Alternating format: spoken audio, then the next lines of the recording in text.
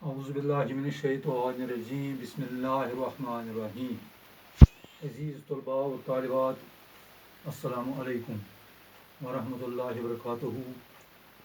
आज जो सबक हम पढ़ने जा रहे हैं वो है ग्रामर के मुतल्लिक़। आपकी किताब में ग्रामर का सवाल दिया गया है, उसी सवाल के मुतल्लिक़ आज हम जानने की कोशिश करेंगे, समझने की कोशिश करेंगे कि इस ग्रामर में क्या है और हमें क्या समझना चाहिए।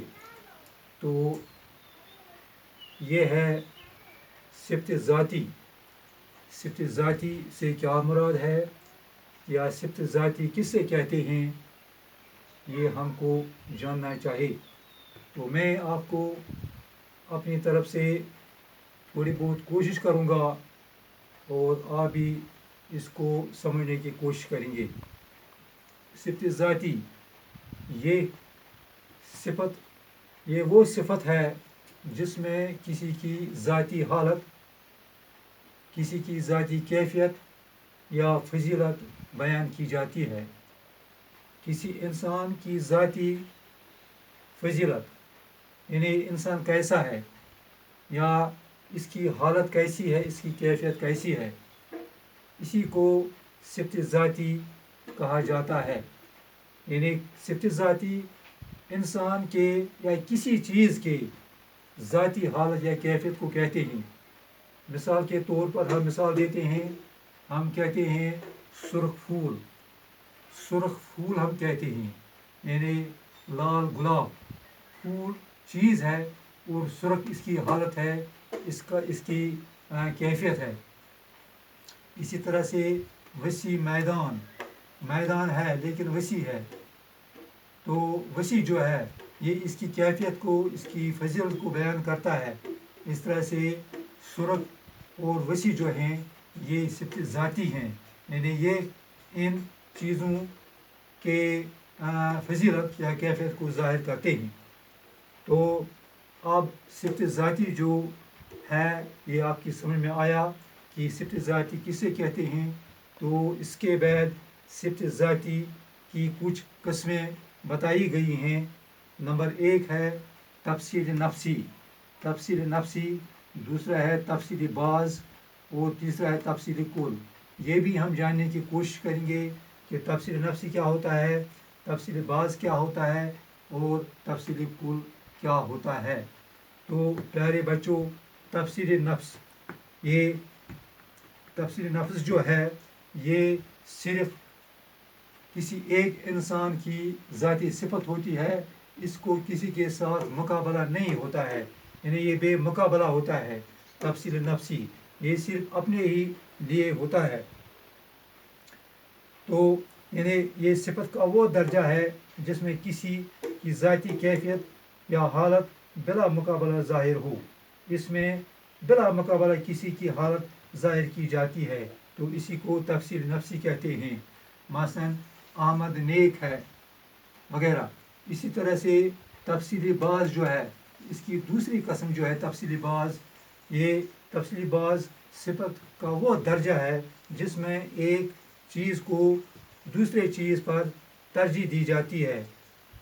तो जैसे अहमद नेक लड़का है और हम फिर बोलते हैं रशीद अहमद से भी नेक है, यानी यहाँ पर दो इंसान के दरमियान, यानी रशीद को तरजीह है अहमद पर, तो तरजीह जिस पर तरजीह हो इसको कहते हैं तफ़सील बाज़।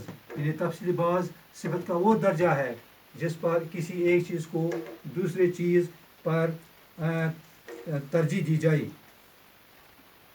या इसी तरह से हम किसी वक्त कहते हैं मेरी किताब तुम्हारी किताब से नई है।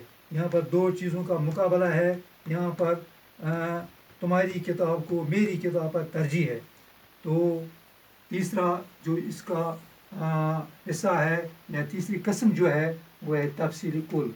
तफ़सील कुल किसे कहते हैं, यानी तफ़सील कुल सिफ़त का वो दर्जा है जिसमें एक चीज़ को यानी सब पर तरजीह दी जाती है, एक इंसान को सब पर तरजीह दी जाती है। मिसाल के तौर पर हम कहेंगे कि असलम सबसे नेक इंसान है, असम सबसे नेक इंसान है। तो इस तरह से हम तरजीह देते हैं, या हम इसी तरह से हम दूसरी मिसाल भी दे सकते हैं।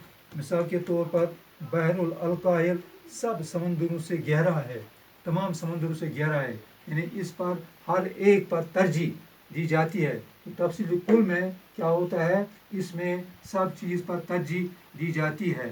तो मुझे उम्मीद है कि आपको ये 2-3 चीज़ें आपकी समझ में आई होंगी। इसके बाद और एक सवाल है कि जो अक्सर बेशतर इम्तिहान में आता है, वो है चंद अल्फाज को ऐसे इस्तेमाल करना है, इस तरह जुमले बनाने हैं कि इनका तज़कीर तानीस यानी मुज़क्कर और मुअन्नस मालूम हो। आपको चंद अल्फाज के को इस्तेमाल इस तरह करना है कि इनका जो तज़कीर तानीस यानी मुज़क्कर और मुअन्नस जो है वो समझ में आ सके। तो पहला यहाँ पर हम 2-4 लिख देते हैं। तो यहाँ पर देखिए आप, बात है, बात, इसका इस तरह हम जुमला बनाते हैं, मोहम्मद असलम की बात सही है। मोहम्मद असलम की बात, ये की बात जो है ये हमें दिखाता है कि बात जो है ये मुअन्नस है, ये मुज़क्कर नहीं है, मुअन्नस है।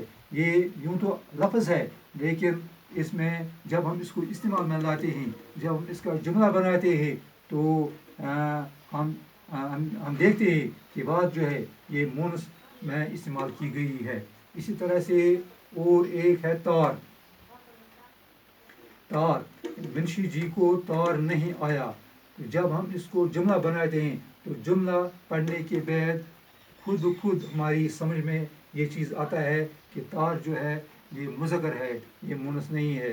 यानी मुंशी जी को तार नहीं आया। आया हर्फ जो है ये हमें दिखाता है कि तार जो है ये मुज़क्कर है।